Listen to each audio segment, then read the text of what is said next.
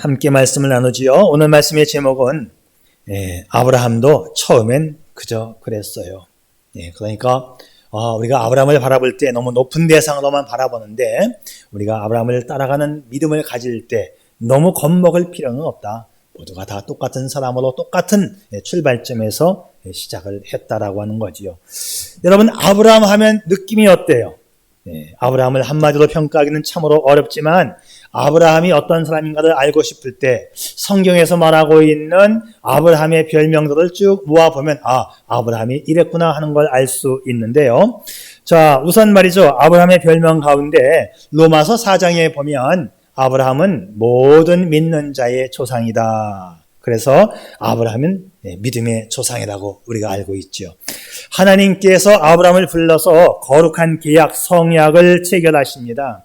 그 거룩한 약속의 조건이 고향과 친척과 아버지의 집을 떠나면 너는 복 그 자체가 되고 복의 통로가 되어서 축복의 시작이 될 것이라고 말씀하셨지요. 자, 아브라함은 믿음으로 이 성약을 지킵니다. 그래서 믿음의 조상이 되고 축복의 조상이 되고 아브라함 성약의 대표 계약자가 되었어요. 정말 아브라함은 이름만 들어도 배부른 사람입니다. 또 그것뿐이 아니죠. 고향과 친척과 아버지의 집을 떠나가는 장면이나 또 그의 아들 이삭을 제물로 순종하여 바치는 장면 속에서 얻어진 별명 순종하는 아브라함. 그리고 나중에 붙여진 별명인데 이사야서 41장에 아브라함은 하나님의 벗이요 하나님의 친구라고 불려지는 아주 멋진 호칭이 있습니다. 아브라함에 대해서 이렇게 정리를 해놓고 나니까 우리가 배우고 따라가야 할 신앙의 본보기, 그는 우리 신앙의 모델이 되는 것이 틀림이 없습니다. 자, 우리가 배우고 본받고 따라가야 할 대상, 그래야 우리도 그 아브라함의 성약처럼 축복의 통로가 되는 거예요. 그런데 여기서 이제 문제가 생기는 게 뭐냐? 우리가 어떻게 아브라함을 따라가느냐는 거죠. 아브라함은 아브라함이고 우리는 우리지. 우리가 그 엄청난 아브라함의 믿음을 어떻게 따라가느냐? 아브라함을 신앙의 모델로 삼으려고 보니까 너무나 높은 장벽처럼 보인다는 거지요. 자, 그런데 우리에게 희망이 있습니다. 그 희망이 뭐냐? 오늘 말씀의 제목처럼 아브라함도 처음엔 그저 그랬다. 처음엔 우리와 다 똑같았다는 것입니다. 사실 아브라함도 처음부터 그렇게 믿음이 좋은 사람은 아니었다는 거예요. 자, 오늘 우리는 아브라함의 처음 믿음의 실태를 살펴보는데 아브라함의 처음 믿음의 실태는 실망과 실패와 또 실수의 연속이었습니다. 오히려 이것이 우리에게는 희망이 된다는 거죠. 아브라함도 그랬구나.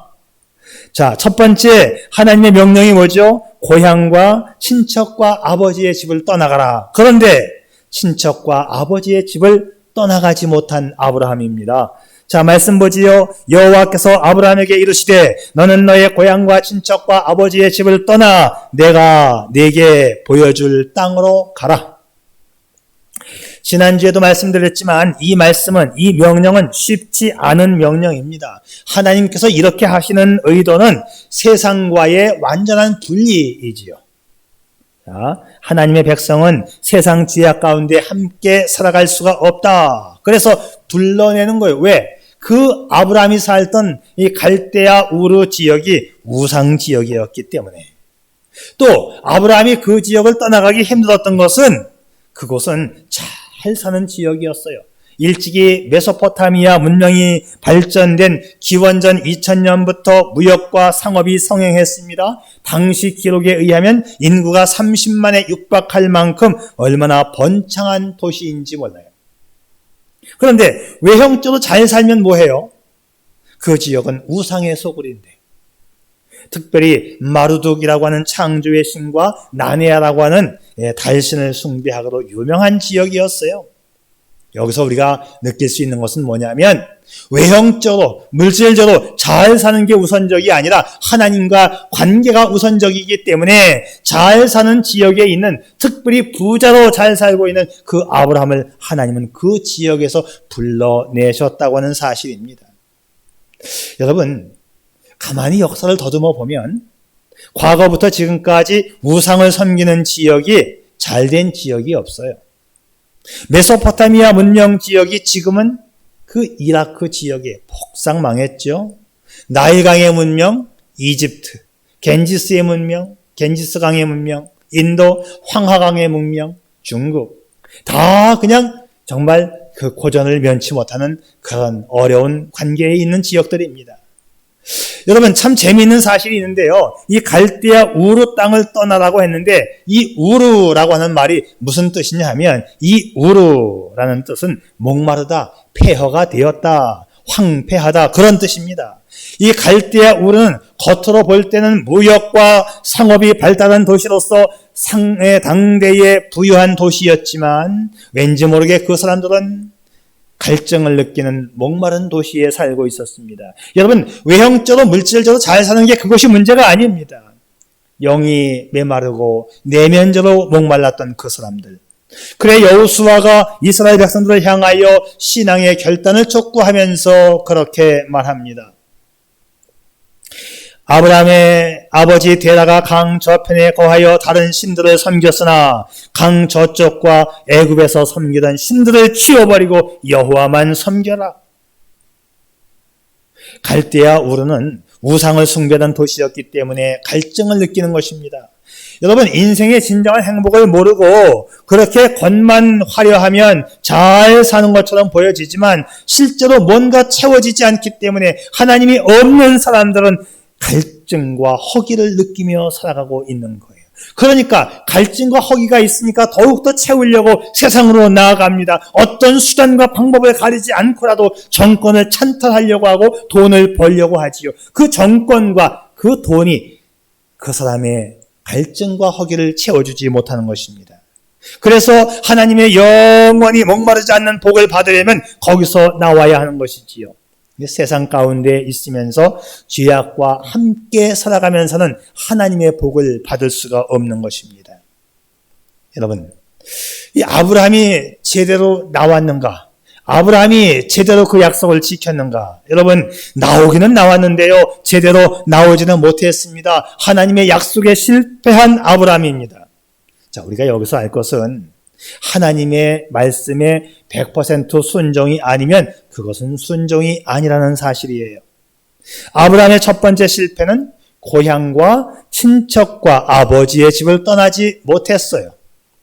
친척과 아버지의 집 좋지요. 세상적인 것입니다. 비바람을 막아주고 더위와 추위를 가려주고 편히 쉴 수 있도록 피난처를 제공해주는 곳이 바로 친척과 아버지의 집. 물질적이고 정신적이고 그런 위로의 버팀목이 되는 곳이 바로 친척과 아버지의 집입니다. 그런데 아브라함은요, 그 친척과 아버지의 집을 떠나지 못했어요. 오늘 말씀 31절 보면 아브라함은 자기 아내와 아버지 데라 그리고 조카 롯과 함께 떠났다고 되어 있습니다.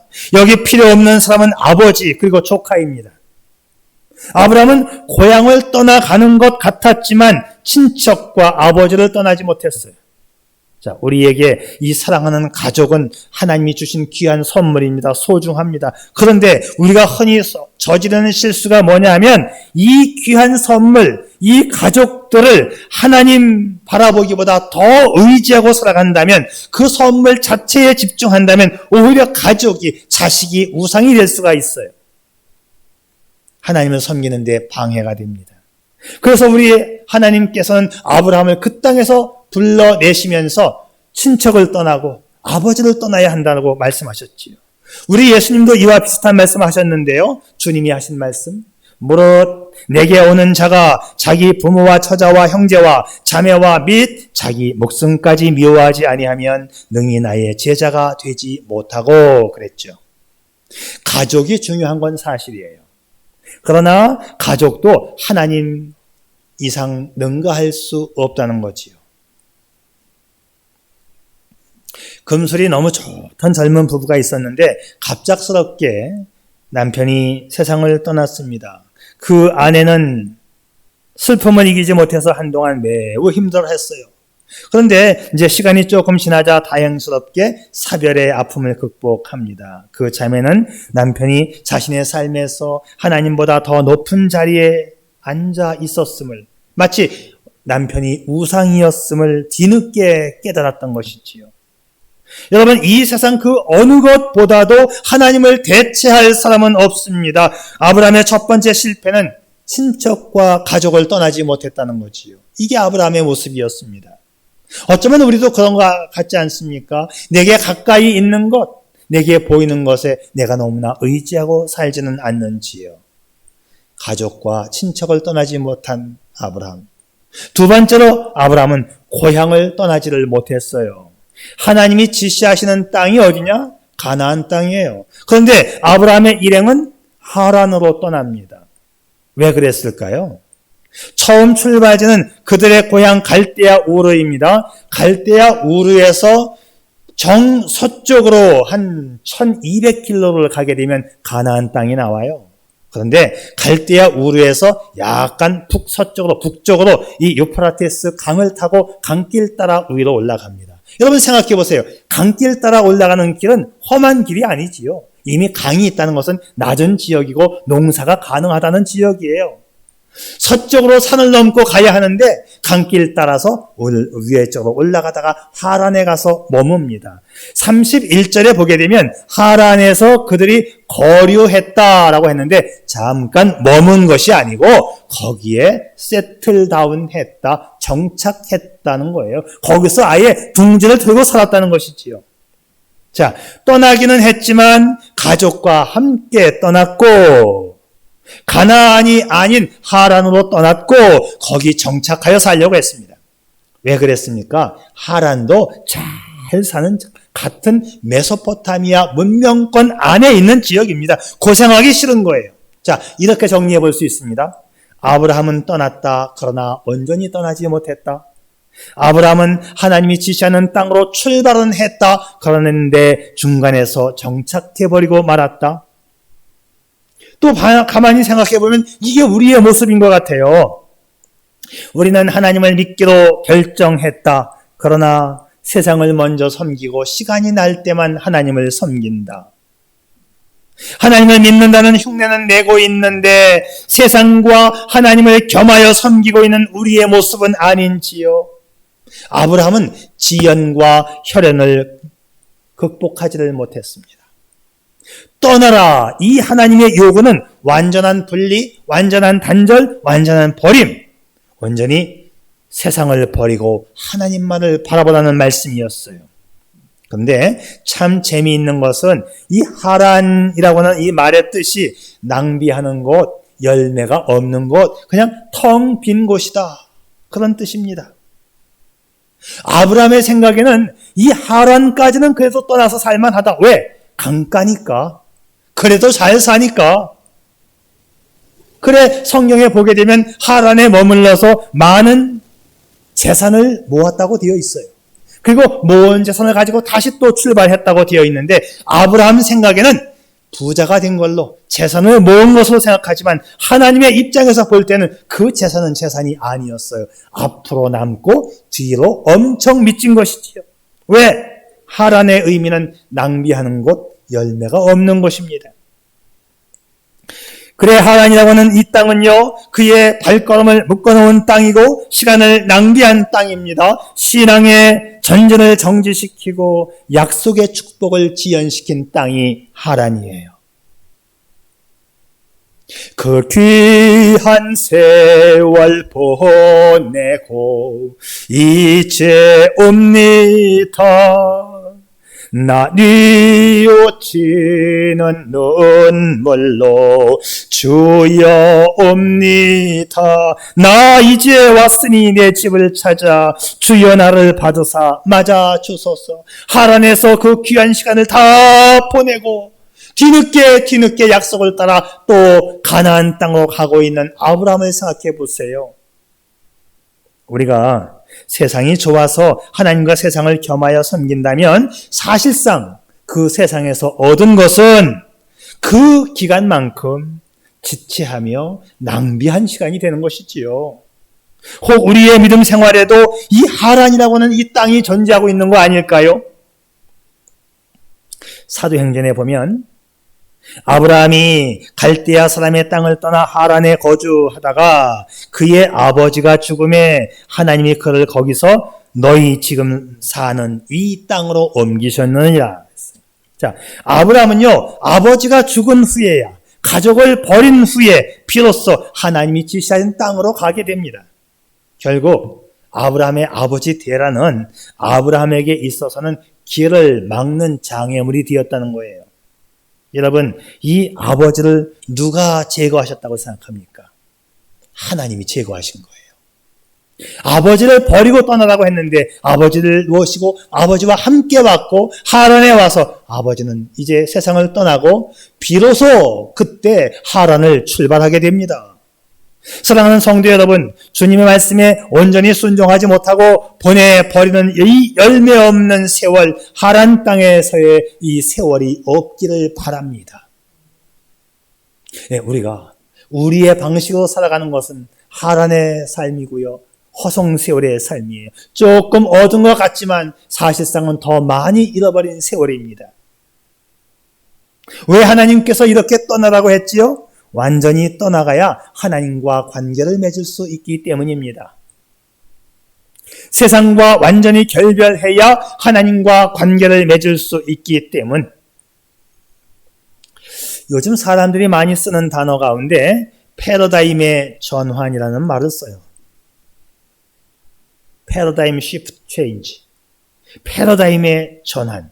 이 패러다임이 뭐냐면 어떤 사물이나 내가 바라보는 이 현상에 대해서 내 시각이 바뀌어야 한다는 거예요. 과거의 가치관, 과거의 삶의 모습, 거기서 탈피하여 새로운 가치관으로 살아가야 하기 때문에 내 바라보는 세계관과 시각이 바뀌어야 한다. 이것을 전문 용어로 패러다임이 전환되어야 한다. 왜냐하면요, 이 시대는 급속도로 변하고 있어요. 이 변화에 맞추어서 내 패러다임이 전환되지 않고는 21세기의 주인공이 될 수 없기 때문이지요. 여러분, 구태의연하게 그렇게 살아가면 안 됩니다. 지금은 이 4차 산업혁명이 주도하고 있는 아주 눈부시게 발전하고 있는 이 세상입니다. 92년도에 제가 처음 미국을 갔는데 처음 미국 가서 그 가던 첫 학기에 컴퓨터 사이언스라고 하는 과목을 들었어요. 그때만 해도 92년도에 컴퓨터를 배워야 된다고 이구동성으로 난리가 아니었어요. 그래서 컴퓨터 사이언스라고 하는 과목을 신청해서 3학점짜리 과목을 들었는데 와, 얼마나 어려운지. 컴퓨터 만져보지도 않은 사람이 컴퓨터 과목을 배우는데 참 어려웠습니다. 그때 컴퓨터는 도스라고 해가지고 지금 컴퓨터하고는 상상 초월할 수 없을 만큼 어려운 컴퓨터예요. 지금은 윈도우라고 하는 말인데 그때는 윈도우가 없었고 윈도우가 언제 처음 나왔냐? 윈도우 95, 95년도에 처음 나왔어요. 윈도우가 95년도에 나왔는데 윈도우가 아닌 시절 누르면 되는 게 윈도우고 누르는 게 아니고 모든 걸 다 명령어를 집어넣어야 돼요. 인쇄하면 프린터기를 딱 누르면 인쇄가 찌찌찌찌 나오는데 그때 당시에는 인쇄를 시키기 위해서 여러 번 입력을 시켜야 돼요. 입력. 그래서 인쇄가 나오는 거예요. 모든 게 다 그렇게 돼요. 그러니 얼마나 힘들어요. 그런데 지금 생각하니까는 그때 배운 컴퓨터 기술, 컴퓨터 이론이 하나도 적용되는 게 없어요. 다 틀려요. 그 책이 아주 이렇게 두꺼운 영어로 된 책, 아무 쓸모없는데 제가 골동품으로 그냥 가지고 있어요. 왜? 너무너무 내가 고생을 했기 때문에 그냥 가보로 기념으로 갖고 있어요. 근데 쓸모는 아무것도 없는 책이에요. 아무것도 없는 책이에요. 오히려 더 그 책은 현대의 세상을 읽어가는데 장애물이 되는 책이에요. 왜? 내용이 다 뒤집어졌기 때문에. 여러분, 그때보다도 92년도보다도 지금은 말이죠. 얼마나 급속도로 발전되고 있는지 몰라요. 생각이 바뀌어야 한다는 얘기예요. 패러다임이 바뀌어야 합니다. 여러분, 이 패러다임을 바꾸지 않으면 21세기의 주인공이 될 수가 없어요. 어떻게 하면 내 삶을 바꿀 수 있느냐? 내가 익숙한 것들로부터 떠나가는 그 아픔에 친절해져야 합니다. 낯선 것들에 대해서 열린 마음으로 다가가는 모험심이 필요해요. 그 모험심이 용기이고 그 모험심의 용기가 나를 발전시키는 거예요. 그래야 이 시대를 살아갑니다. 여러분 좀 정신을 좀 차릴 수 있기를 바랍니다. 지금 내가 옳다고 생각하는 것들, 지금 내가 편하다고 생각하는 내 가치관, 틀릴 수도 있다고는 전제를 언제나 할 수 있기를 바랍니다.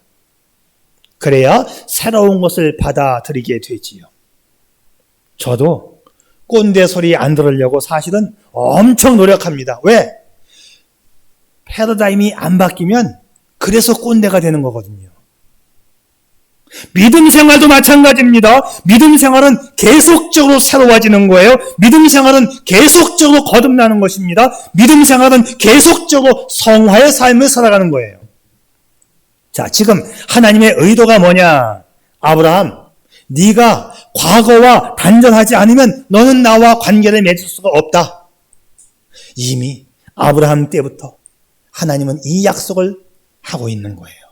고향과 친척과 아버지의 집을 떠나가지 않으면, 갈대아 우르를 떠나가지 않으면, 네가 중간에 머물렀던 그 하란까지도 떠나가지 않으면 난 너와 만날 수가 없다. 이 하나님이 아브라함에게 말씀하실 때에, 요구하고 지시하실 때에 쓰는 표현이 있는데 나와 너라는 표현을 쓰셔요. 아브라함 성약은요, 하나님과 아브라함이 맺은 계약이에요. 계약이라고 하는 것은 계약 당사자들만이 필요한 것이지 그 중간에 누가 낄 수가 없어요. 바로 그래서 하나님은 나와 너라는 표현을 쓰십니다. 나와 너 사이의 관계는 아무도 들어갈 수가 없다. 하나님은 너와 나, 우리는 1대1의 관계라는 것이지요. 여러분, 우리는요, 하나님을 단독자로 만나는 거예요. 아내의 믿음이 좋으면 남편이 덤으로 천당 갈 수 있다. 천만의 말씀. 믿음 생활, 구원이라고 하는 것은 박앤셀이 없습니다. 그래서 고향과 친척과 아버지의 집을 완전히 떠나야 하는 것이지요. 하나님께서 우상의 지역과 불신의 가정에서 아브라함을 불러내 이 계약을 체결했다는 것은요, 이제 너는 새로운 관계에 들어갔다는 것입니다. 그리고 이 계약은 한 번 그 계약에 사인했을 때 그 한 번의 계약 사인으로 끝나는 것이 아니고 이 계약 관계는 지금부터 영원히 지속되는 거예요. 새로운 관계의 시작이고 계속적으로 이 계약대로 살아가야 되는 것입니다. 지금도 지속적으로 점점 더 새로워지고 심화되어지는 영원한 관계의 계약을 한 거예요. 여러분 그렇지 않습니까? 결혼식 때 혼인서약을 하는데요. 이 혼인서약은 결혼식장에서만 필요한가요? 아닙니다. 전생애를 통해서 남편과 아내가 더욱더 이 둘만의 관계를 심화시키고 발전시켜 나가겠다고 하는 약속이고 그래야만 가정이 행복한 가정이 됩니다. 자, 시편 23편에서 여호와는 나의 목자시니 여호와는 나의 목자시니 The Lord is my shepherd. 천인이 만인이 아니 세상 사람 모두가 다 하나님의 명령을 어기고 떠나간다 할지라도 나 혼자만이라도 하나님께 순종하면 하나님은 나의 목자가 되시는 것입니다. 다른 사람의 목자가 아니라 하나님은 나의 목자시니 The Lord is my shepherd. 나의 목자. 나를 인도해 주시고 나를 보호해 주시고 나를 지켜주시는 관계가 하나님과 나와의 1대1의 관계입니다. 그리고 그 1대1의 관계는 지금부터 영원까지 이어지는 축복의 통로가 되는 것이지요. 결국 그리스도인은 온전히 하나님만 계속적으로 의지하는 사람들입니다. 하나님께서 아브라함의 일생을 통해서 가르치고 싶었던 것은 하나님과 아브라함과의 온전한 관계입니다.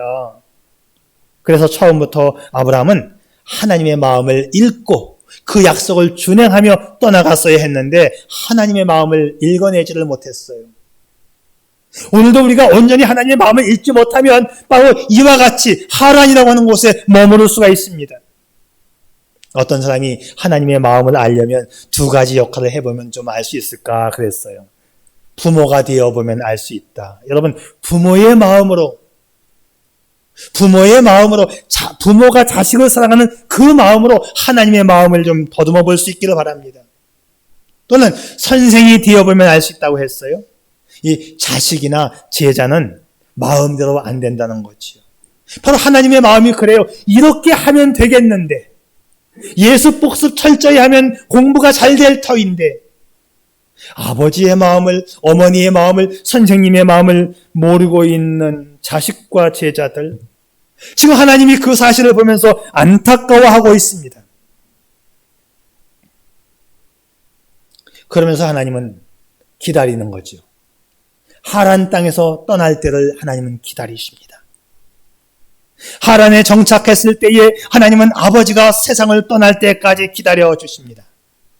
아브라함에게 이 기대를 포기하지 않으셨듯 당신을 향한 하나님의 기대는 아직도 끝나지 않았음을 믿으시기를 바랍니다.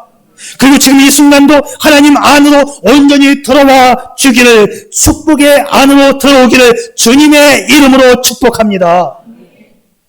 하나님의 마음을 조금 더 이해할 수 있는 한 역할을 더 대라고 하면, 목사가 되어보면 하나님의 마음을 조금 더 이해할 수 있을 거예요. 그러나 지금 또 목사가 될 수는 없죠.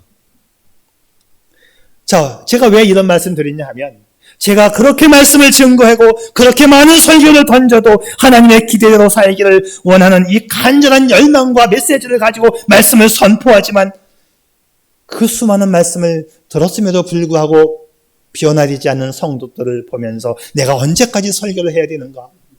이것이 곧 하나님의 마음은 아닐까? 솔직히 인간적인 마음으로는 다 그냥 요나처럼 팽개치고 그냥 설교고 뭐고 관두자, 그런 마음이 생길 때도 있는 게 사실입니다.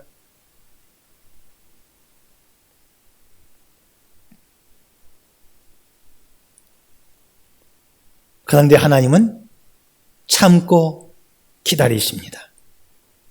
하란을 떠나서 가나안 땅으로 올라오기를 참고 기다리시는 이 하나님이 참고 기다리셨으니 저도 참아야죠. 그래요. 그렇습니다.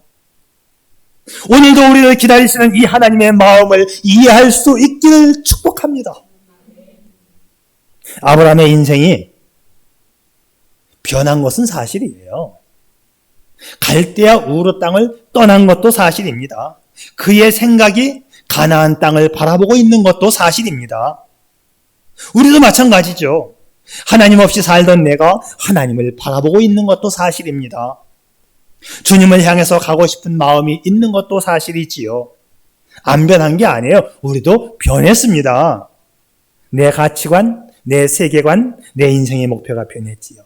내 생의 목표가 변했습니다. 그러나 이 방향 전환에도 불구하고 내 인격 밑바탕에 나를 붙들고 있는 그 끈끈한 내 소유욕, 내 이기심, 이건 아직 여전히 있는 거지요. 그래서 우리의 발걸음은 아직도 하란에 머무르고 있는 것입니다. 그러나 하란에 머무르는 시간이 길면 길수록 내 인생은 엄청난 손해라고 하는 사실을 아브라함을 통해서 우리는 배웁니다. 잘못된 신앙생활로 인해서 인생 다 털리고 얻은 것은 아무것도 없고 초라하게 된 모습으로 뒤늦게 하나님을 찾아 나오는 사람이 얼마나 많은지요. 아브라함은 하란에 머물면서 그래도 뭔가 소득을 얻었다, 부자가 되었다라고 생각했을지 몰라요. 그러나 하나님의 관점에서 보았을 때는 더 큰 축복을 내가 너와 약속을 했는데 너가 하란에 머물렀기 때문에 몇 년간 머물렀는지는 몰라겠어요. 성경에 정확한 기록은 없습니다. 그런데 거기서 소유를 얻은 것으로 되어 있다 보니 적어도 학자들은 10년 이상 머물렀을 것으로 추측을 합니다. 그 소유를 가지고 거기서 아버지가 돌아가신 다음에 그 땅을 나오게 됐지요. 결국 하란에서의 땅은요, 잊어버린 시간이고 허비한 세월입니다. 어떤 사람이 양파밭에 들어가서 양파를 훔치다가 주인에게 걸렸어요. 그래 주인이 내가 벌을 주려고 하는데 셋 중에 하나를 선택하라. 이 벌 셋 중에서 어떤 걸 받을 건지 네가 선택하라. 그러면서 벌 세 개를 말합니다. 여러분도 한번 생각해 봐요. 어떤 벌을 받으면 제일 좋은가? 첫 번째, 양파 100개를 먹을래? 몽둥이로 빠따 100대를 맞을래? 돈 100만 원을 낼래? 셋 중에 하나. 여러분 어떤 걸 고르겠어요? 양파 100개 먹을래? 빠따 100번 맞을래? 돈 100만 원 낼래? 이 사람이 생각해 보니까 빠따 100대 맞는 건 너무 아플 것 같아요. 또 100만 원 돈 내는 건 너무 아까워요. 내가 뭐 양파 몇 개 먹었다고 100만 원 낼래? 그래서 양파 100개 먹는 게 그래도 제일 좋을 것 같아요. 그래서 양파 100개 먹겠습니다. 그 양파를 먹는데 10개를 먹기도 전에 매우고 눈물 콧물이 나고 도저히 못 먹겠어갖고 주인님 저 그냥 빠따 100대 맞겠습니다. 다시 이제 10개 정도 먹고는 그냥 눈물 콧물 속에 빠따 100대를 맞는데 30대 맞으니까 엉덩이가 터져 나가는 것 같았고 도저히 안 돼가지고 그냥 돈 100만 원 물고 나왔다는 거 아니에요? 무슨 얘기인지 아십니까? 처음부터 100만 원 냈으면 그 고생 안 했을 텐데 생고생 하다가 할 거 다 하고 돈 100만 원 물고 무슨 얘기인지 아세요? 하나님께 온전히 순종하면 고생 안 하고 시간도 단축하고 큰 복을 받을 수 있음, 그것을 믿을 수 있기를 축복합니다. 아브라함의 믿음이 처음부터 100% 온전했던 건 아닙니다.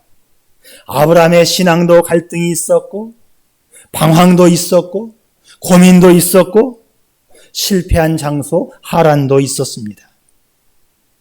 그래서 그가 가다가 중도에 머물렀던, 정착했던 그 땅 하란은 어떤 곳일까? 하나님의 뜻을 정지시켰던 땅, 아버지를 마침내 잃게 했었던 땅, 귀한 세월을 낭비했던 하란. 아버지가 돌아가시니 그때 비로소 나왔다. 저는요, 그 아버지가 돌아가신 것도 노한으로 돌아가신 게 아니라 하나님이 불러가셨다고 생각해요. 그리고 강제로 아버지와 이별시킨 다음에 불러내십니다. 그 귀한 세월 보내고 이제 옵니다. 시간 낭비하고 이제라도 오면 다행이지요. 여러분, 신앙의 발목을 잡아 머뭇거리게 하는 당신의 하란은 없나요? 어서 속히 그 하란에서 벗어나 자유하시기 바랍니다. 하나님은 지금도 참고 기다리십니다. 우리 스스로 나오기를 기다리고 계시는 하나님이시지요. 우리가 나오기를 거절할 때 하나님은 마침내 강제성을 띄어서라도 끌고 나오시는 하나님이십니다. 아버지를 죽게 하시고 그 다음 아버지와 강제 이별시키고 불러냅니다. 그러나 그 상처는 얼마나 큽니까? 양파도 먹고 빠따도 맞고 돈도 털려야 나오는 거예요. 하나님 앞에 온전한 믿음과 순종을 통해서 패러다임의 체인지를 통해서 하나님을 기쁘게 해드리며 하나님의 놀라운 은혜와 복을 받아 누리는 저와 여러분 되시기를 축복합니다. 아멘. 기도하겠어요.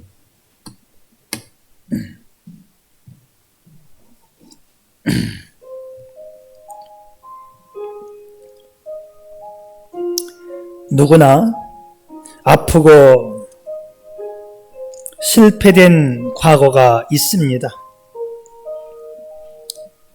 그러나 그 과거로부터 온전히 떠날 수 있을 때 비로소 온전한 삶이 시작되어지는 것이지요. 몸은 현재를 살면서도 마음은 과거를 사는 사람, 그 부정함의 삶에 성장과 행복은 없습니다. 과거로부터 벗어나 지금 여기를 사는 사람, 현재의 눈을 뜰 수 있는 사람, 하나님의 말씀을 올바로 바라볼 수 있는 사람, 하나님은 그 사람과 동행하십니다. 그가 잘못된 신앙관을 가지고, 그가 잘못된 성경 해석관을 가지고, 그가 과거에 머물러 살았다 할지라도 다시 그 자리에서 나오시면 하나님은 그를 용서하시고 그를 사랑하는 존재로 성장시켜 주시고 그를 새로운 인간으로 바꾸어 주시는 것입니다. 그래서 하나님은 온전히 떠나라, 온전히 떠나면 그 하나님의 명령에는 상상할 수 없는 축복이 담겨 있습니다. 그래서 하나님께서 떠나가라, 나가라, 거기 있으면 안 된다, 이 말씀은 최고의 희망이고 복음이지요. 곧 말씀 앞에 순종이 축복인 것입니다. 구약 성경의 역사는 이러한 희망과 복음의 메시지로 가득 차 있습니다. 그래, 어느 시인이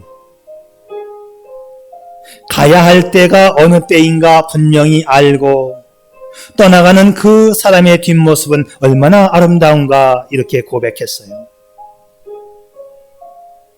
여러분, 우리 모두가 그 떠나가는 시점을 앞당기고 그 떠나가는 모습 속에 그 뒷모습의 아름다움의 주인공, 그리고 아브라함 성약의 축복의 주인공이 바로 저와 여러분, 우리가 될 수 있기를 축복합니다. 아멘. 아버지 하나님, 우리에게도 가나안이라고 하는 이 신앙의 목표가 분명하게 하시고 이 목표를 향하여 날마다 나아가는 믿음의 진보가 있게 하옵소서. 여기가 좋다, 이만하면 됐다라고 하는 이 하란, 그 하란의 문제점을 빨리 깨닫게 도와주시고 하나님의 거룩한 성약이 우리의 방향과 방법이 되어서 그 약속의 길로 나아가는 복된 반석교회가 되게 해 주시옵소서. 예수님의 이름으로 기도 올리옵나이다. 아멘.